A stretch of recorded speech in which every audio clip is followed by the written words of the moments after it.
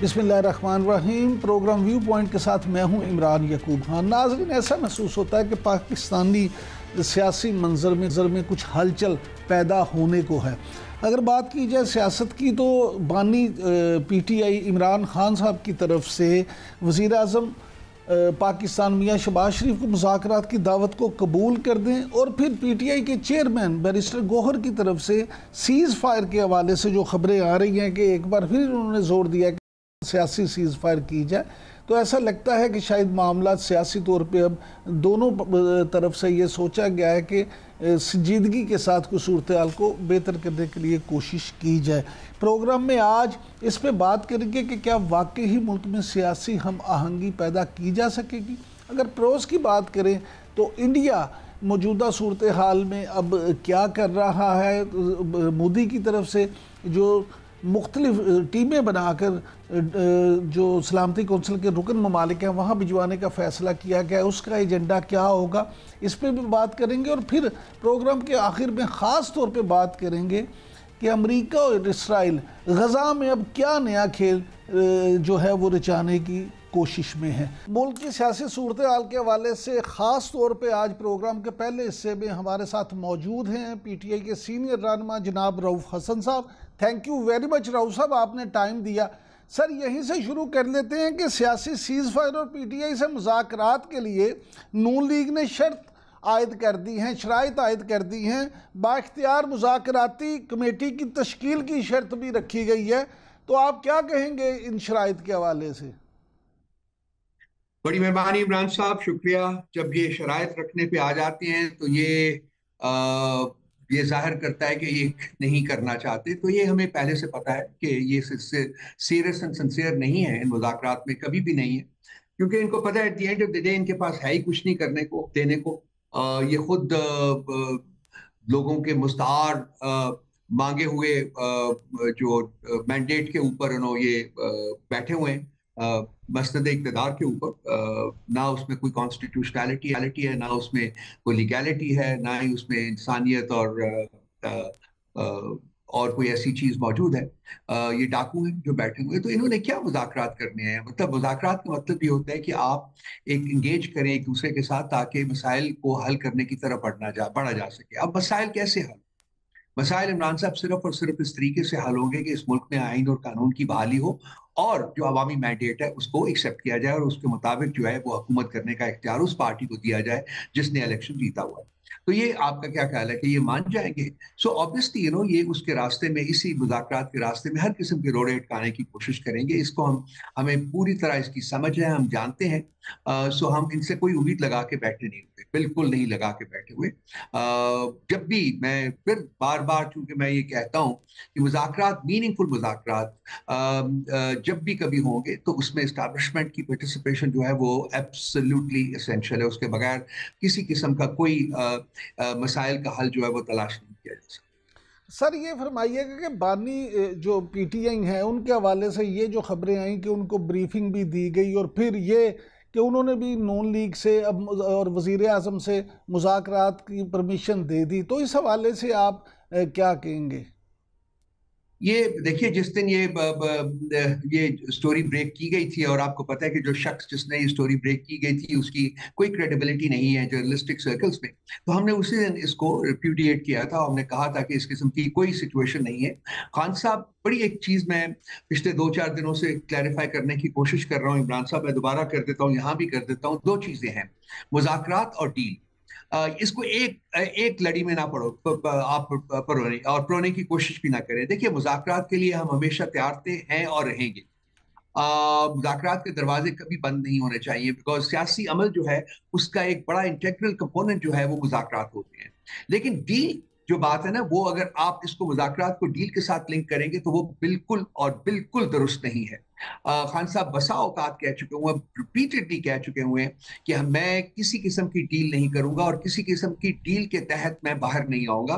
मैं जब भी बाहर आऊंगा, मैं जो ये अदलिया जब मुझे एग्जॉनरेट करेगी उन झूठे मुकदमात से जो कि मेरे ऊपर बनाए गए हैं, तो उस वक्त मैं बाहर आऊंगा। सो दो चीजों को ना जोड़े। हम एक पॉलिटिकल पार्टी होने के नाते मुज़ाकरात के लिए तैयार थे और तैयार हैं, लेकिन ये मुज़ाकरात जो है ये आइन और कानून की बालादस्ती को एस्टैब्लिश करने के लिए होंगे, किसी किस्म की डील करने के लिए नहीं होंगे।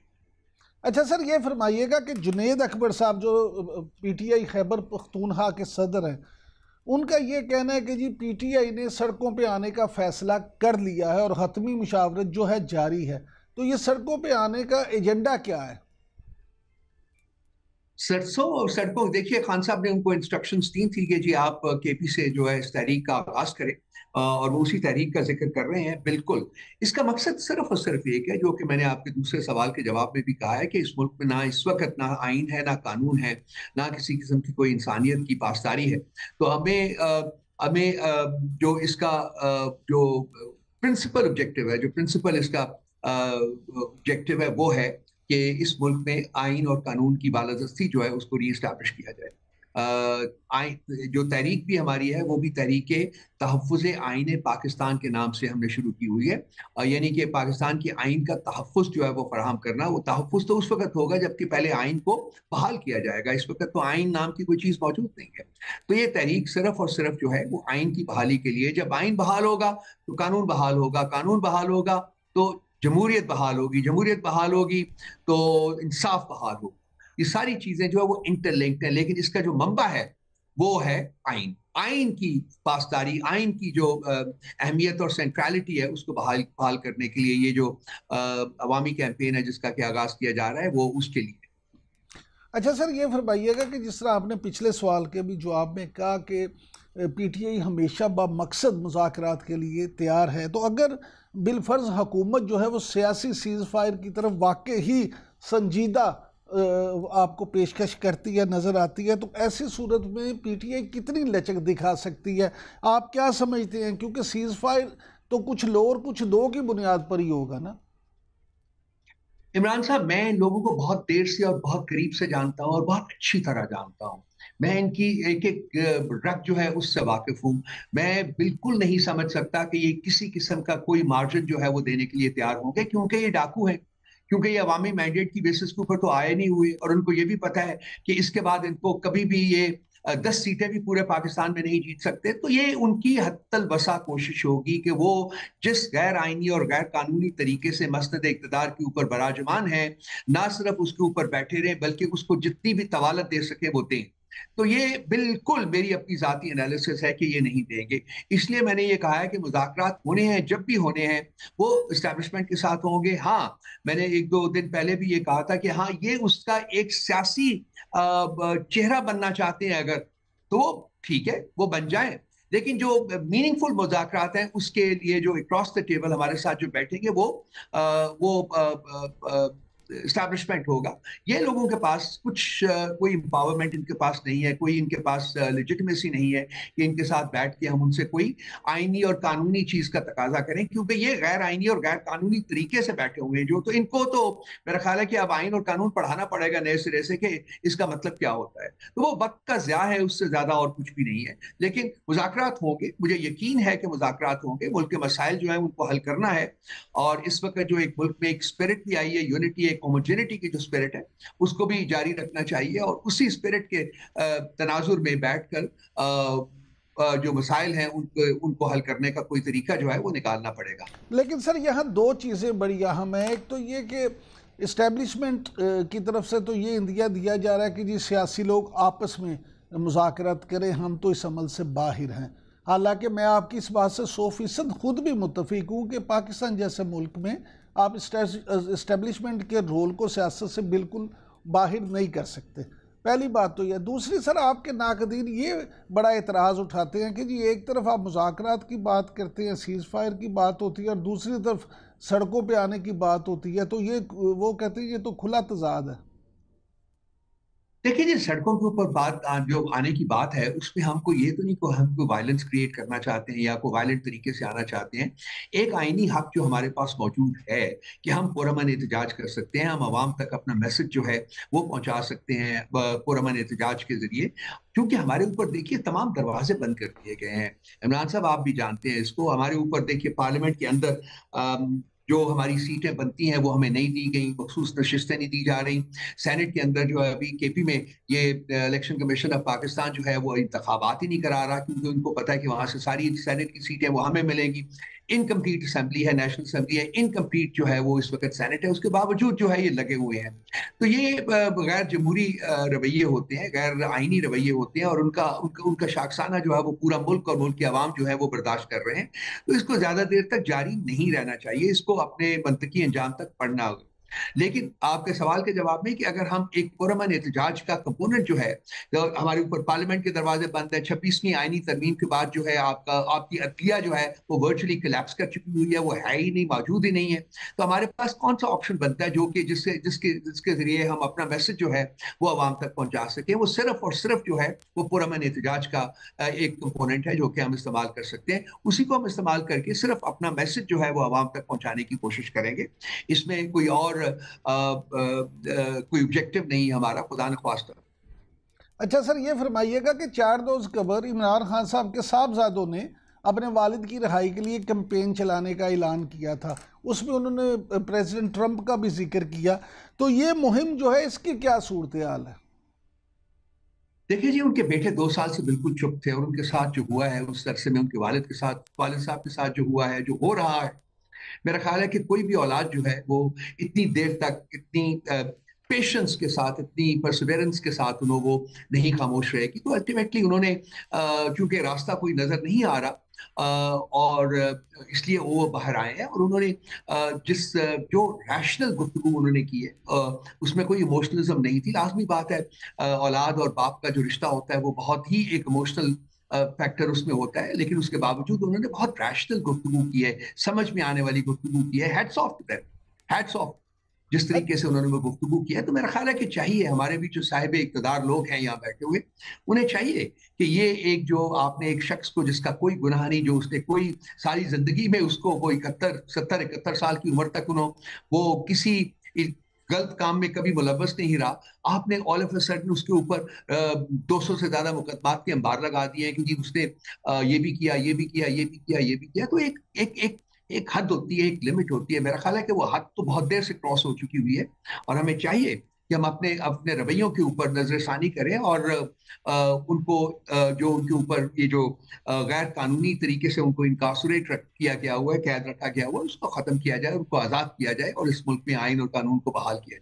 وہی ایک طریقہ ہے کہ آنے کا، اور یہی ان کے صاحبزادوں نے بھی یہی بات کی ہے. قاسم اور سلیمان نے یہی کہا ہے بالکل اور انہوں نے جو انٹرنیشنل پریشر کا ذکر کیا ہے، جی بالکل انہوں نے کیا ہے. اور وہ ایک مورل پریشر کی بات کرتے ہیں کہ جی مورل پریشر جو ہے وہ ایکسرٹ ہونا چاہیے تاکہ پاکستان میں جو آئین ہے وہ بحال ہو، پاکستان میں قانون بحال ہو. یہی جو اسٹرگل ہے، یہ پی ٹی آئی کی اسٹرگل ہے، یہی اسٹرگل جو ہے یہ تمام جمہوریت پسند قوتوں کی اسٹرگل ہے اس ملک میں، اور وہ بہت ہیں. جتنے بھی اسٹیک ہولڈرز ہیں اس وقت حکومت سے باہر بیٹھے ہوئے، وہ چاہتے ہیں راؤ صاحب یہ فرمائیے گا کہ علیمہ خان صاحبہ اور کنول شوذب صاحبہ کا کیا معاملہ ہے؟ سنا آج ان کی ملاقات بھی ہوئی، آمنا سامنا بھی ہوا، تو آپ یہ اختلافات جو ہیں روٹین کے ہیں یا کوئی صورتحال جو ہیں ذرا اس پہ واضح کریں گے؟ یہ انٹرنل معاملہ جی پارٹی کا، وہ میرا خیال ہے کوئی غلط فہمی ہو گئی ہے تو وہ سارٹ آؤٹ ہو جائے گی، ڈیفینیٹلی سارٹ آؤٹ ہو جائے گی. ہم چاہیں گے کہ اس کو انٹرنل پارٹی پلیٹ فارم کے اوپر سارٹ آؤٹ کریں رادر دین کہ اس کو پبلک ڈومین میں اس کا تذکرہ کریں. اچھا سر، یہ فرمائیے گا کہ میاں نواز شریف نے کہا کہ قومی سلامتی کے لیے پارلیمان کا ہر قسم کا سیاسی تقسیم بلا کر یک زبان ہونا خوش آئند ہے، تو آپ اس ہم آہنگی کو کس نظر سے دیکھتے ہیں؟ یہ پرولونگ کرے گی یا صورتحال نارمل ہوتے ہی پھر اسی طرح سے دھینگا مشتی ہوگی؟ دیکھیے، جہاں تک ریاست کا تعلق ہے، جہاں تک ریاست کے مفاد کا تعلق ہے، اس میں پی ٹی آئی کا چانس بالکل کیا ہے. ہم لوگ ریاست کے ساتھ کھڑے ہیں اور وہ تمام فورسز کے ساتھ کھڑے ہیں جو ریاست کا دفاع کر رہے ہیں، اس بارے میں تو کوئی شک و شبہ نہیں ہے. لیکن اگر نواز شریف صاحب جو کہ लड़ाई शुरू होने के बाद, हिंदुस्तान के अटैक के बाद भी खामोश रहे हैं और आज तक वो खामोश हैं। उन्होंने मोदी के बारे में एक भी क्रिटिकल लफ्ज नहीं कहा, बिकॉज उनके बिजनेस इंटरेस्ट हैं। वो वॉल्यूम 10 अभी तक बंद पड़ा हुआ है, वो सब कुछ है। वो सज्जन जिंदल जो है उसका भी जिक्र होना चाहिए, सारा कुछ होना चाहिए। तो ये इनकी आपने जो इनकी जो इंटेग्रिटी है वो कॉम्प्रोमाइज्ड है। हाँ, अभी जो आपने पहला सवाल किया था जी कि उन्होंने शराइत लगे हैं, तो पहले तो वो अपने छोटे भाई को कहे ना जी कि ये शराइत वरायत का काम छोड़ें। अगर उन्होंने बातचीत करनी है तो फिर बातचीत के लिए उनको खुले दिल से और एक जेन्युइन फीलिंग के साथ आना पड़ेगा, जो कि मैं फील करता हूं कि इनमें इसकी कैपेबिलिटी नहीं है इन लोगों में। ये तो डाकू लोग हैं जिन्होंने ना सिर्फ मुल्क को लूटा है बल्कि अब इक़्तिदार को भी लूट रहे हैं। और इक़्तिदार जो है वो इनके नज़दीक वो मुल्क को सर्व करने के लिए या मुल्क के अवाम को सर्व करने का एक जरिया नहीं है, बल्कि अपने जो इनके बैंक बैलेंसेस हैं उनको बढ़ाने का जरिया, अपनी बिजनेसेस को आगे ले जाने का एक जरिया इन्होंने बनाया हुआ। 30-35 साल से इस मुल्क को इन्होंने लूट के वर्चुअली एक स्केलेटन बना दिया, एक ढांचा बना के रख दिया। इनसे क्या उम्मीद लगा के बैठेंगे यार हम लोग। अच्छा सर, लाहौर की इंसदाद दहशतगर्दी की अदालत ने पुलिस को बानी चेयरमैन इमरान खान के फोटोग्राफिक टेस्ट और पॉलीग्राफिक टेस्ट करवाने की इजाज़त दी है। आप क्या समझते हैं, इन टेस्टों से कोई नतीजा निकलेगा? देखिए जी, मुझे मेरी जो अपनी लीगल टीम के साथ जो बात हुई है, क्योंकि मुझे इन चीज़ों के बारे में प्रोफेशनली नहीं पता, तो उन्होंने कहा है कि इसमें जो बंदा होता है उसकी कंसेंट है वो लाजमी होती है, तो वो कंसेंट तो नहीं है। तो अब अदालत तो वही करती है ना जिसका उनको हुक्म सादर किया जाता है, तो वो कर देते हैं। उनको ये भी नहीं पता कि वो फैसला ठीक कर रहे हैं कि गलत कर रहे हैं। और 99.999% फैसले जो उनके हैं वो इम्पोज्ड फैसले हैं, गलत फैसले हैं। तो अब इनके ऊपर क्या कमेंट करें। मेरा ख्याल है कि वो हमारी लीगल टीम जो है वही इसको हैंडल करेगी, वही ज़्यादा इफेक्टिवली इस सिलसिले में बातचीत भी कर सकते हैं।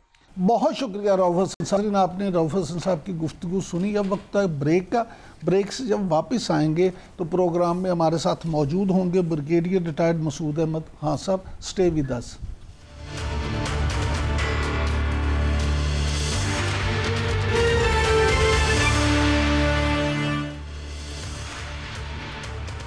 वेलकम बैक नाज़रीन। प्रोग्राम के इस हिस्से में हम बात करेंगे ख़ास तौर पे पाक भारत मार्के के हवाले से और आलमी सूरत हाल के हवाले से। और इस वक्त इस सेगमेंट में हमारे साथ मौजूद हैं ब्रिगेडियर रिटायर्ड मसूद अहमद खान साहब। Thank you very much brigadier साहब। सर, ये फरमाइएगा कि पाकिस्तान के हाथों दबरकुट खाने के बाद अब मोदी ने ये जो फ़ैसला किया है कि 7 सफारती टीमें तश्कील दी हैं जो सलामती कौंसल के रुकन ममालिक के पास जाके उन्हें ऑपरेशन सिंदूर के हवाले से ब्रीफ करेंगी, दौरा करेंगी। तो आप क्या समझते हैं, ये टीमें भिजवाने से अब इंडिया को क्या फ़ायदा होगा? बहुत शुक्रिया। देखें, मेरे ख्याल में जो उनकी डिप्लोमेटिक, मैं कहता हूँ कि वो डिप्लोमेटिकली, मिलिटरीली और पॉलिटिकली जो उनका स्ट्रेचर था ना वो क्लैप्स कर चुका है, क्योंकि उनका सब कुछ बुनियाद वो झूठ पे था। Pahalgam was a false flag operation. जिस तरह कंसेप्ट डेवलप किया गया था पाकिस्तान को उसमें फंसाने की कोशिश की गई थी, सब्सिक्वेंट ऑपरेशंस करना था और पाकिस्तान को टेबल पे प्रेशर में लेके आना था और डिक्टेशन करवाने, that was the concept overall था। लेकिन वो बैक फायर हो गया क्योंकि सबूत ये आज तक देने सके। डिप्लोमेसी में ये फेल हुए। 90 डिप्लोमेट्स को जब पहले दिन दूसरे दिन उन्होंने वहाँ ब्रीफिंग दी तो वहाँ पे देयर वाज नो एविडेंस। तो उन्होंने कहा कि based on the past pattern, तो ये तो कोई सबूत नहीं हुआ कि पास्ट पैटर्न तो सारे फॉल्स फ्लैग ऑपरेशंस थे। उस वक्त भी कंसर्न लोगों ने शो किया। और देखें, फिर इंटरनेशनली भी देखें कि यूनाइटेड नेशन सिक्योरिटी काउंसिल में जो रेजोल्यूशन या प्रेस रिलीज जो नोट वहाँ से आया उसमें भी हमारी फतह थी। हमने वहाँ जम्मू एंड कश्मीर लिखवाया, नॉट द पहलगाम। तो वो भी उसमें सुर्खी इनकी हुई। और फिर देखें कि इंटरनेशनल कम्युनिटी में किसी ने इनका जो नैरेटिव था उसको नहीं खरीदा, तो इनसे इनकी वो मतलब it was they were disgrace before the international community. अब जो कोशिश ये कर रहे हैं, देखें ना, शशि थरूर जैसे आदमी जो कांग्रेस का है, वो उन्होंने कहा वो लीड करेंगे और वहां जाके हमारा केस लड़ेंगे। देखिए, केस क्या लड़ना है कि भाई सबूत तो देखें कि इंडियन टेररिज्म के तो पाकिस्तान के अंदर हमारे पास सबूत हैं कि हमने 5 डोजेज जमा करवाए हैं कि Indian terrorism in Pakistan last was in 2020। हमारे पास अभी भी सबूत हमारे पास है और हमारा ब्रिगेडियर साहब, ये फरमाइएगा कि प्रेसिडेंट ट्रंप जो हैं वो तो कहते हैं कि पाकिस्तान और इंडिया के दरमियान नफरत इंतहाई अरूज पे थी اور جس وقت یہ سیز فائر کروایا گیا اس وقت دونوں ممالک جو ہیں وہ ایٹمی جنگ کے بہت قریب پہنچ چکے تھے. تو یہ آپ کیا سمجھتے ہیں ٹرمپ نے یہ کس سیز فائر کرایا کیسے؟ سیز فائر ایسا کروایا جب میں نے کہا نا کہ انڈیا کی توقعات میں، ان کی ایزمپشنز میں، ان کی سوچ میں بھی نہیں تھا کہ پاکستان ایسا ریئیکٹ کرے گا، کیونکہ نیو نارمل کے کنسپٹ سے وہ یہ چل رہے تھے کہ ہم پریشرائز کریں گے، اس کے بعد ہم سٹرائکس کریں گے، اور اس کے بعد پاکستان بھاگا انٹرنیشنل کمیونٹی پہ جائے گا، سیز فائر ہوگا، ٹیبل پہ آئیں گے تو ہماری ڈکٹیشن ہوگی. لیکن یہاں پہ وہ لیڈرشپ ڈیفرنٹ تھی، ان کی اسٹریٹجک کلیئرٹی تھی. چیف آف آرمی اسٹاف نے جب سے وہ آئے تھے انہوں نے بڑی کلیئرٹی دی ہے ہمارے افغانستان کے ہماری پالیسی کیا ہے، انڈیا کی پالیسی کیا ہے. سنس ہم حق میں تھے اور ہماری وائلیشن ہوئی تھی تو ہم نے کہا تھا آرٹیکل 51 آف یونائٹڈ نیشن کے چارٹر کے مطابق ہم نے رسپونڈ کرنا ہے، اور اس میں ہم نے پیچھے ہٹنا نہیں. بٹ اسٹل ان کو توقع تھی اور ان کو اس وقت بھی خیال تھا کہ ایسا نہیں ہوگا. لیکن آپ دیکھیں، لیکن جس طرح ہم نے رسپونڈ کیا اور entire world was taken by surprise جب ہمارا رسپونڈ کیا، اور رسپونڈ بھی ہمارا ایک ٹریلر تھا لیکن بھی ہم نے جہاں ہٹ کیا اور ہارڈ ہٹ کیا. اور جس سے دیکھیں کہ اس دن 10 تاریخ کو آپ دیکھیں کہ عمران صاحب ریکارڈ تھا، انڈین جو جہاز تھے 300 کلومیٹرز وہ پیچھے لے کے گئے تھے فرام انٹرنیشنل بارڈر. وہ خوف تھا پاکستانی ایئر فورس کا، افواج پاکستان کا، پاکستان کے میزائل سسٹم کا. تو دیٹس وائی کہ دنیا سمجھ گئی اگر پاکستان، اور پھر اسی لیے وہ امریکنز کے پیچھے بھاگے ہیں کہ بھائی آپ سیز فائر کروائیں، ہمیں بیل آؤٹ کروائیں. ورنہ پاکستان جس سپیڈ سے جس طریقے سے کر رہا تھا تو ہم نے وہ جو کنسپٹ تھا نیو نارمل والا ختم کر دیا. ہم نے اپنا نیو نارمل والا کنسپٹ دے دیا ہے، آپ وائلیٹ کرو گے تو ہم یہ کریں. دیٹس وائی دیکھیں کہ ان کے پاس وہ ایک جو وہ گھوڑا تھا جس پہ امریکہ نے شرط لگائی تھی یہ چائنا کے سامنے کھڑا ہوگا، لیکن وہ پاکستان کے سامنے لڑ گیا. تو دیر فور ان کی کوشش یہی تھی کہ فوراً کسی طریقے سے عزت بچ جائے. لیکن سر سوال یہ کہ کیا واقع ہی دونوں ملک جو ہیں اس وقت ایٹمی جنگ کے دہانے پہ پہنچ چکے تھے؟ نہیں پہنچے بالکل نہیں تھے. دیکھیں ان کو کنونشنلی بھی شکست ہو رہی تھی، اور دیکھیں اس جنگ سے شروع ہونے سے پہلے ان کا تو کنسپٹ تھا لمیٹڈ اور شارٹ وار کر کے ایک اس پہ ڈیولپ کرنا تھا. اور کنونشنل وار کے لیے تو دیکھیں ان کا اپنے فارمر جنرلز نے کہا، نیو یارک ٹائم نے سٹوری کیری کی تھی، کنونشنل وار انہوں نے کہا نہیں لڑ سکتے ہیں. سو دیر فور موبلائزیشن بہت ٹائم لگتا تھا تو وہ اس میں بھی فیل ہو رہے تھے.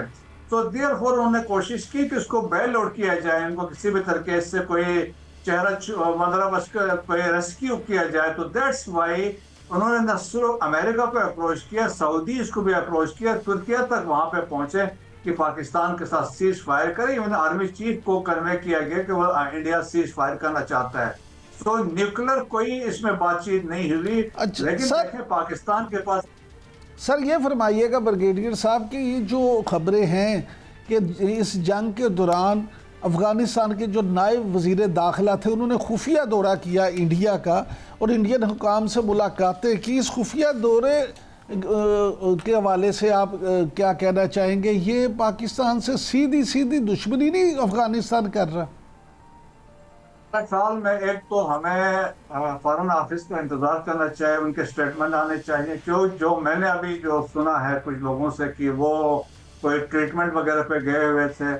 اگر خفیہ دورہ ہے تو اگر اسٹیبلش ہوتا ہے تو پھر اس کے ڈفرینٹ میننگ ہوں گے. لیکن مین ٹائم میں دیکھیں نا پچھلے چند دنوں میں صادق صاحب وہاں پہ افغانستان میں تھے، چائنیز جو اسپیشل انوائے آن افغانستان ہے وہ وہاں پہ تھے. تو ہمیں تو یہ اطلاعات تھی جو میں نے پڑھی تھی کہ ایک انڈرسٹینڈنگ ڈیولپ ہوئی ہے. اور دیکھیں اسلامک امارات کہتے ہیں اور جن کا بنیاد اسلام پہ ہے، تو میرا خیال میں ہم توقع نہیں کر سکتے ہیں کہ ایک دشمن ملک کے ساتھ مل کے پاکستان کے خلاف کوئی ایک محاذ بنا لے. لیکن پاکستان نے ویسے میسیج سب کو دیا ہے، اس خطے میں جو ممالک ہے پاکستان اپنی سوورنٹی کے لیے ٹیریٹوریل انٹیگریٹی کے کسی حد تک جا سکتا ہے irrespective آف دی کنٹری. تو وہ ہم نے بتا دیا. تو ہمیں امید رکھنی چاہیے کہ افغانستان والے ایسے نہیں کریں گے، اسپیشلی اگر جو لوگ حقانی ایفیلیٹڈ لوگ بتائے جاتے ہیں تو وہ ہے. لیکن یہ ایک ڈیولپمنٹ ضرور ہوئی تھی. جے شنکر نے کال کیا امیر خان متقی کو اس سے بات چیت کی ہے. وہ بیسیکلی یہ سمبولک جیسچر سمجھ دینا چاہتے ہیں کہ ہماری انٹریکشن ہو رہی ہے طالبان کے ساتھ. اچھا سر ٹھیک ہے. بریگیڈیئر صاحب یہ فرمائیے گا کہ جو برطانوی وزیر خارجہ ڈیوڈ لیمی، ان کے اچانک دورہ پاکستان کے مقاصد کیا ہو سکتے ہیں؟ دیکھیں جی، وہ تو ایک تو بات یہ ہے کہ وہ آئے ہیں کہ وہ چاہتے ہیں یہ سیز فائر کو پکا کیا جائے، دوسرا وہ چاہتے ہیں ڈی ایسکیلیشن ہو، اور تیسری بات انہوں نے یہ بھی کی کہ انڈس واٹر ٹریٹی میں ہم چاہتے ہیں ایک فیئر اس میں آپس میں انڈرسٹینڈنگ ہو.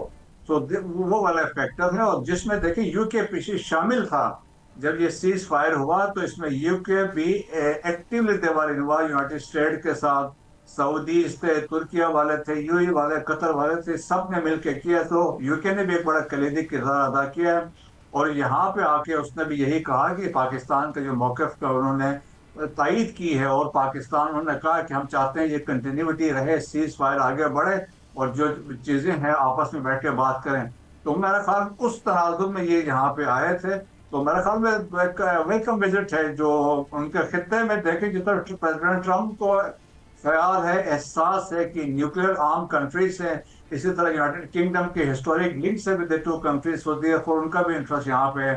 اس لیے جس طرح انہوں نے بات کی ہے کہ میرے برٹش پاکستانیز ہیں، ان کو بھی کنسرن تھا، برٹش نیشنلٹیز والے لوگ ہیں ان کا بھی کنسرن تھا. دیٹس وائی انہوں نے کہا کہ ہم اس لیے میں اسپیشلی آئے. اچھا سر، خان صاحب آخر میں ذرا یہ فرما دیجئے گا کہ وزیر اعظم شہباز شریف صاحب نے ایک بار پھر بھارت کو مذاکرات کی پیشکش کی ہے، تو آپ کیا سمجھتے ہیں کہ ہندوتوا کے پجاری جو ہیں اس وقت بی جے پی والے، وہ مذاکرات کی طرف آئیں گے یا پھر اپنی وہی پرانی سیاست کریں گے؟ دیکھیں عمران صاحب، ہم نے تو فیئر، ہم نے ٹرانسپیرنسی پہ ہماری بات چیت ہوتی ہے. ہم نے ایک ذمہ دار ملک کے طور پہ ایز اے رسپانسبل اسٹیٹ ہم اپنا بتا رہے ہیں کہ بھائی ہم بات چیت چاہتے ہیں، پیس اینڈ اسٹیبلٹی چاہتے ہیں، اور ہر قسم کی بات چیت کے لیے ہم تیار ہیں. یہ ایک میسیج انٹرنیشنل کمیونٹی کو بھی جا رہا ہے، یونائٹڈ اسٹیٹس کو بھی جا رہا ہے کہ ہم کتنے سینسیئر ہیں جب ہم بات چیت کی بات کرتے ہیں. So the ball is in the Indian court. اگر اس کے بعد بھی وہ کرتے ہیں تو they will be held responsible. Pakistan تو تیار ہے، اور امریکنس نے تو ویسے کہا ہے کہ وہ کہ براڈ سیٹس آف ایشوز، جیسے مارکو ریبیو کے یہ ٹویٹ تھی کہ broad sets of issues will be discuss at a neutral venue. تو وہ بھی پاکستان کی فتح تھی. ٹرمپ نے کہا ہم تو میڈیٹ کرنے کو بھی تیار ہیں. تو میرے خیال میں انٹرنیشنل کمیونٹی کو سمجھ گئی ہے. اور ابھی پھر دیکھیں کہ ہم نے کہا ہم نے اپنی ریلیونس اسٹیبلش کر لی ہے. We know they are considering us at par with India.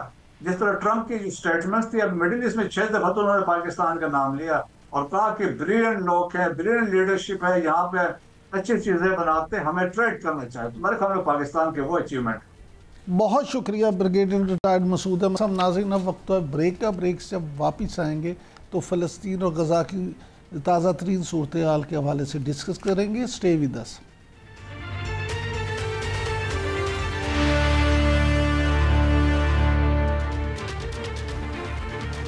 Welcome back. ناظرین، اسرائیل نے غزہ میں جو نیا آپریشن شروع کرنے کی پلاننگ کیا، بلکہ آپریشن شروع کر دیا، اور جس طرح سے پھر وہاں پہ فلسطینیوں پہ مظالم ڈھائے جا رہے ہیں، اس کی تفصیلات کیا ہیں؟ اور جو موجودہ ٹرمپ کا دورہ مشرق وسطیٰ تھا، ایک طرف ٹرمپ وہ دورے پہ تھے اور دوسری طرف اسرائیل جو ہے وہ وہاں پہ تباہی مچا رہا تھا. اس ساری صورتحال پہ گفتگو کرنے کے لیے خاص طور پہ ہمارے ساتھ آج موجود ہیں جلال محمود صاحب، جو کہ فلسطینی صحافی ہیں. تھینک یو ویری مچ جلال صاحب، آپ نے ٹائم دیا. سر یہیں سے شروع کر لیتے ہیں کہ ایک طرف ٹرمپ جو ہیں وہ مڈل ایسٹ کے دورے پہ تھے، اور دوسری طرف اسرائیل جو ہے وہ وہاں پہ غزہ میں جو کچھ کر رہا تھا. تو اس سارے معاملے کو آپ کس طرح سے دیکھتے ہیں؟ جی بہت شکریہ عمران صاحب. سب سے پہلے بات تو یہ ہے کہ ڈونلڈ ٹرمپ صاحب جب تشریف لائے ہیں عرب ممالک میں، گلف کنٹریز میں، تو ہمارے عربوں نے ماشاءاللہ ان کو بہت بہترین تحائف پیش کی ہے. اربوں ڈالرز، میرا خیال کوئی کہتا 1000 ارب، کوئی پتہ نہیں کتنا طیارے جہازیں بھی انہوں نے پیش کیے. اور ساتھ ساتھ ٹرمپ صاحب نے اسی دوران جس وقت میں وہ عرب ممالک یعنی سعودی عرب کے اندر تھا، اسرائیل نے بھی ہمیں تحفہ دیا ہے کہ اس کی دورہ کے دوران صرف 120 شہید انہوں نے غزہ کے اندر کیے ہیں، اور اب تک یعنی صرف اس پچھلے 48 گھنٹے کے اندر 300 سے زیادہ شہادتیں ہوئی ہے۔ یہ ہمیں ٹرمپ صاحب سے اب تک یہ ہمیں ملا ہے۔ مختلف تجاویز، مختلف فیصلہ کیا جا رہا ہے غزہ کے اور غزہ کے عوام کے بارے میں۔ کہیں ٹرمپ صاحب کا مصر کا نام لے رہا کہ ہم غزہ کے عوام کو مصر کی طرف بھیج دیں گے، کبھی کہتا ہے کہ جوردن کی طرف بھیجیں گے، کبھی صومالیہ کی طرف بھیجیں گے، ابھی نئی نام لینا شروع کر دیا لیبیا، میں غزہ کے عوام کو لیبیا بھیج دوں گا۔ بس غزہ کے عوام ایک کیونکہ سر ہم تو ہے لاوارث ہے نا، ہمارے تو پیچھے اللہ کے سوا کوئی ہے بھی نہیں ہے، اور لاوارث کے ساتھ ایسا ہی ہوتا ہے۔ ڈونلڈ ٹرمپ کا جو مقصد ہے وہ عربوں سے پیسہ لینا ہے، اپنے ملک کا معیشت کو اور بہتر کرنا، اس کا مقصد پورا ہو گیا۔ باقی غزہ کا جو مسئلہ ہے، غزہ کے جو عوام کا قتل عام ہے، میرے بچوں کا، نہ ہی وہ ڈونلڈ ٹرمپ صاحب کا کوئی ان کو کوئی اس کا کوئی پرواہ ہے۔ غزہ کا ذکر نہیں ہوا، ذکر کسی اور ملک میں، اور یہ ڈونلڈ ٹرمپ کا خود کا بیان ہے۔ ڈونلڈ ٹرمپ کا انہوں نے یہی کہا کہ مجھے یہ کہا گیا ہے کہ غزہ کے عوام بھوکے ہیں، ذرا ان پر رحم کریں۔ یہ میں اپنی بات نہیں کر رہا ہوں، میں آپ کو بتا رہا ہوں ڈونلڈ ٹرمپ کے بیان کی باتیں کر رہا ہوں۔ اور ابھی تک غزہ کا عوام بھوکا کیا؟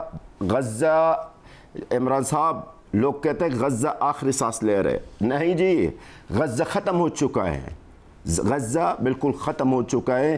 اسرائیل کی جو بمباری، بربریت، اسرائیل کی جو سفاکیت انتہا ہے، عروج پر ہے۔ 300 سے زیادہ شہید، کیوں 300 کیوں؟ کیا کیا ان لوگوں نے؟ اچھا جلال 300 شہید 48 گھنٹے کے اندر۔ جلال محمود صاحب یہ فرمائیے گا کہ اسرائیلی فوج نے غزہ کے کئی علاقوں میں یہ جو قبضے کے لیے وسیع آپریشن شروع کیا ہے، تو آپ کیا سمجھتے ہیں اس آپریشن کی کیا تفصیلات ہیں، اس کے اہداف کیا ہیں اس نئے آپریشن کے؟ سر تفصیلات، اسرائیل نے پورا زور لگایا ہے، اس وقت انہوں نے پوری تیاری کر لیا غزہ کو خالی کرنے کا، غزہ کے عوام کو، غزہ کے اہل غزہ کو وہاں سے ہجرت پر مجبور کرنا، مطلب جبری ہجرت پر مجبور کرنے کی ان کی پوری پلاننگ ہے۔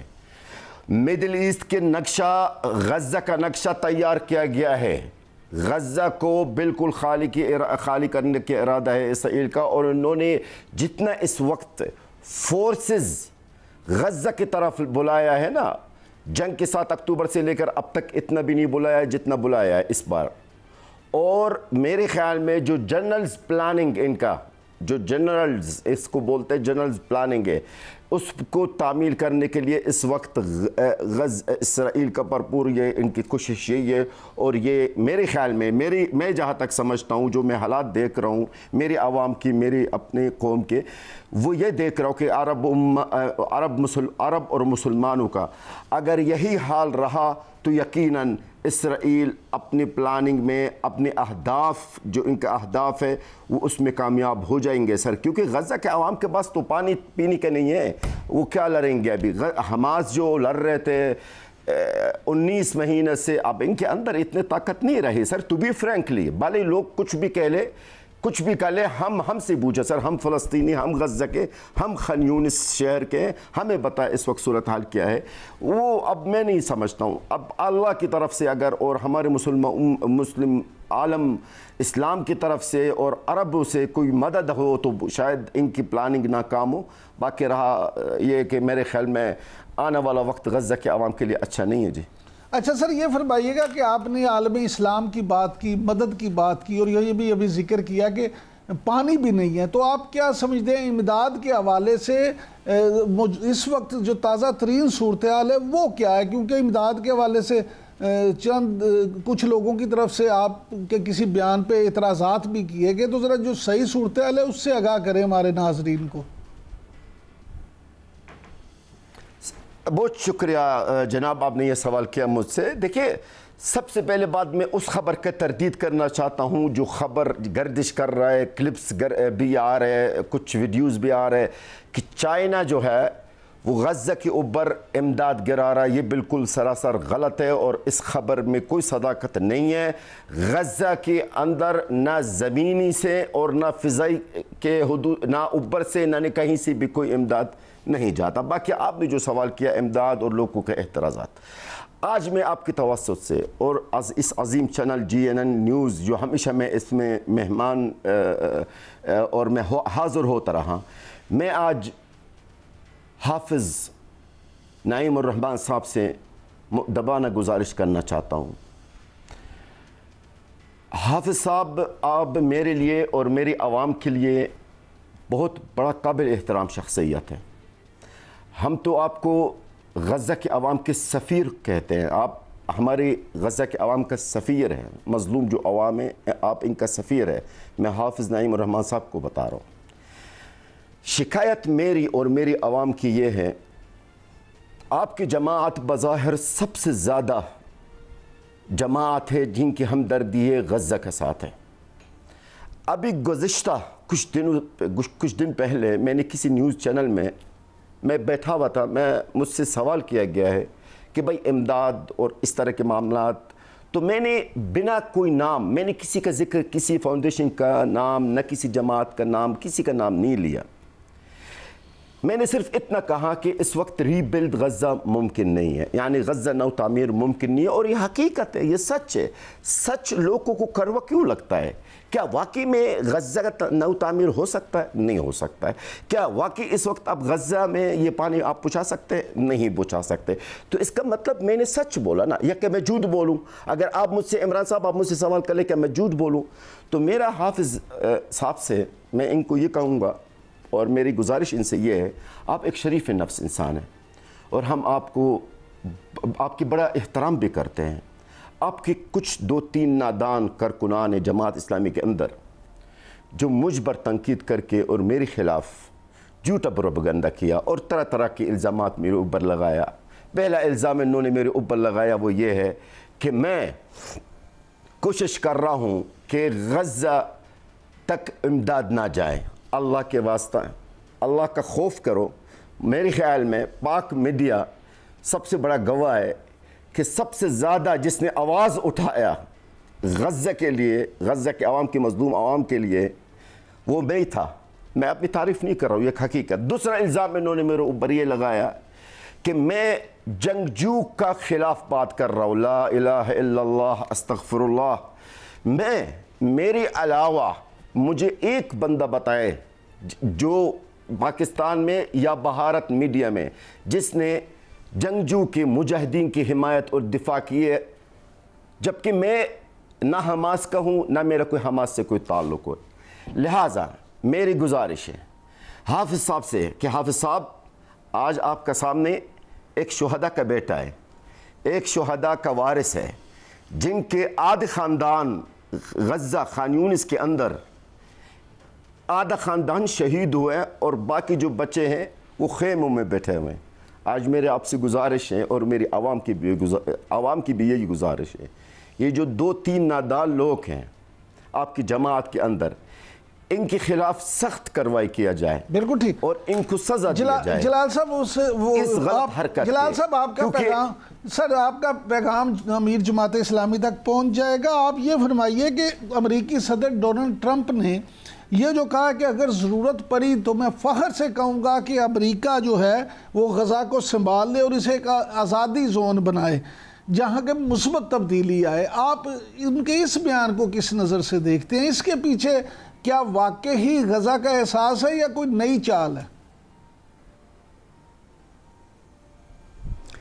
دیکھیے، ٹرمپ کا غزہ کے لیے اگر آپ دیکھیں گے نا، جب سے یہ اقتدار میں آیا ہے نا، ان کی شروع میں انہوں نے کہا کہ غزہ کا لوکیشن بڑا پیارا لوکیشن ہے، کیونکہ میں خود ان کے الفاظ میں بتا رہا ہوں آپ کو، میں ریل اسٹیٹ کا کام میں ایکسپرٹ ہوں، غزہ بہترین لوکیشن پر ہے اور غزہ کے اندر ایک بہت بہترین سوسائٹیز بن سکتے ہیں وغیرہ وغیرہ۔ لیکن اصل حقیقت میں آج آپ کو بتا دوں، ٹرمپ وانٹ غزہ، ان کو غزہ اس لیے چاہیے کہ وہاں پہ اپنا پاؤں جمانا چاہتے ہیں، اپنا ایک غزہ کو اپنا ایک اڈا بنانا چاہتا ہے، جس طرح قطر میں اور ادھر اور غزہ کے جو ذخائر خاص طور پر گیس اس پر قبضہ کرنا چاہتا ہے، اور بھی بہت ہیں ان کو مفاد ہے غزہ کے اندر ہے، ساتھ ساتھ اسرائیل کو بھی راضی کرے گا کہ چلے اب غزہ بھی آپ کے لیے بھی خطرہ نہیں ہے، ٹھیک ہے، جب میں ہمارے کنٹرول ہوگا غزہ کے اوپر ہے تو پھر آپ کے لیے بھی خطرہ نہیں ہوگا۔ لیکن میں سمجھتا ہوں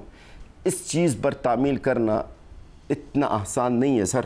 غزہ کے عوام میرے خیال میں، جہاں تک میں اپنے عوام کو، میں اپنا قوم کو جانتا ہوں جنہوں نے 20 مہینہ برداشت کیے، زندہ نہیں نکلیں گے، مردہ نکال سکتے ہیں آپ ان کو، باقی آپ زندہ ان کو غزہ سے نہیں نکال سکیں گے۔ بہت شکریہ جلال محمود صاحب۔ ناظرین، آپ نے جلال محمود صاحب کی گفتگو سنی، آج کے لیے اتنا ہی، اجازت دیجیے، کل آپ سے پھر ملاقات ہوگی، اللہ نگہبان۔